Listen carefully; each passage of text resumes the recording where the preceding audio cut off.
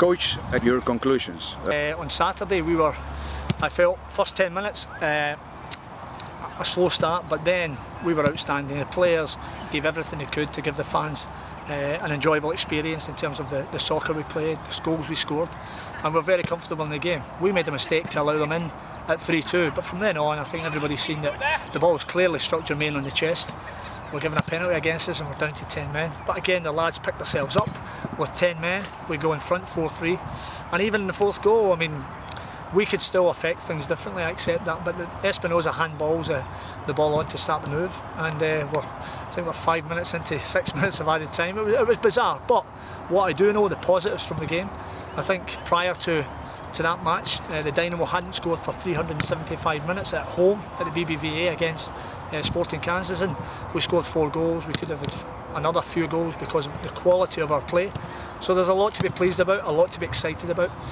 What we know as well, given the defensive record we've had, that we don't want to be giving up goals regardless of whether decisions go against us. So that's something, again, we get back on the training ground, we continue to work it.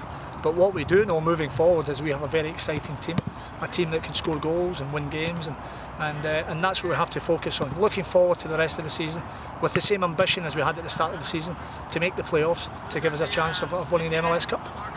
Coach, I have a chance to talk with the number 10 of KC, Benny, which scored 2 goals, and he told me, I'd rather be playing these kind of games.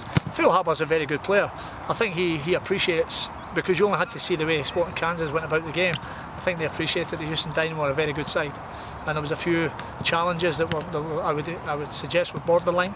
But again, our players, they picked themselves up, they got on with it, and of course it was a very exciting game. You know, a few grey hairs I would suggest for the coaches, but I'm pleased what my group are bringing every week. You know, obviously the home win at Montreal, going and giving up, getting a very good point at DC when we could have won the game, and again on Saturday, I think anyone at the game will accept that the Houston Dynamo were the better side and certainly deserving of 3 points. So we got one, we pick ourselves up and we get ready for a huge derby on Friday against a very good Dallas side, but a game that we're really looking forward to.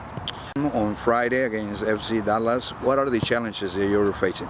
Well, first and foremost, I mean, it's obviously a derby game with intense rivalry between both clubs, and we know that Dallas are a very good side, you know, a very good coach and some fantastic individual players within a group dynamic.